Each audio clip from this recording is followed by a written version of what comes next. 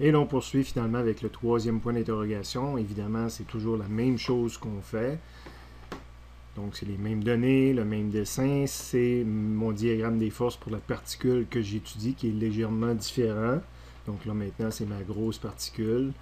J'ai choisi de mettre FE B sur C, donc l'influence de B sur C plus grande que FE A sur C. C'est sûr qu'habituellement, j'avais le réflexe de mettre celle-là plus grande pour avoir une flèche positive. Mais là, dans le fond, ces deux forces-là sont déjà calculées au problème précédent, aux deux points d'interrogation précédents. Fait que connaissant les valeurs, si jamais j'ai résolu le problème avec la calculatrice, je sais que cette force-là est plus grande que l'autre.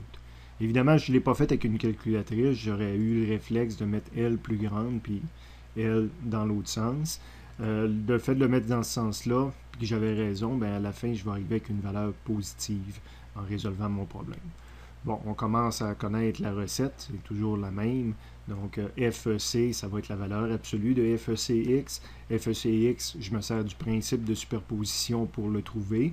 Je vous rappelle qu'ici, j'ai écrit FEAX parce que j'ai en jaune, c'est toujours la formule telle qu'elle apparaît sur le solutionnaire.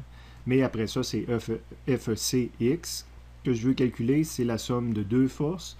Donc, B sur C qui est vers l'arrière, ça c'est mon selon X.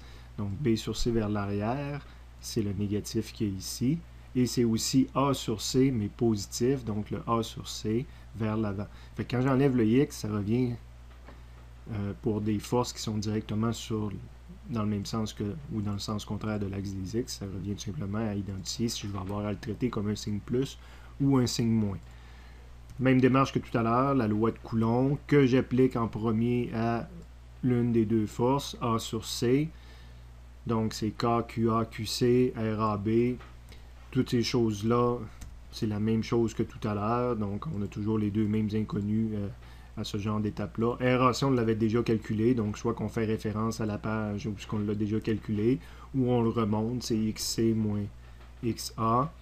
On applique une deuxième fois la loi de Coulomb, mais pour l'autre force électrique. Donc, entre B et C. Donc, c'est QB, QC sur RBC. Donc, tout ça aussi, on l'avait déjà calculé. RBC, c'était XC moins XB, donc c'était le 5 moins 2 qui donnait le 3. Et finalement, j'ai mes 6 équations à 6 inconnues que je suis prêt à rentrer dans une calculatrice et à obtenir directement la réponse.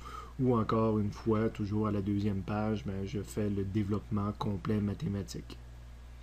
Je vous rappelle, les gars, que pas je vous rappelle, mais je vous mentionne que si je voudrais mettre ce problème-là à l'examen, ou un problème équivalent, identique à ça, je ne mettrais pas les 3 points d'interrogation à chercher, je vous en demanderais seulement un, et si c'est le problème avec la démarche complète, on aurait juste une fois à faire cette démarche-là au complet.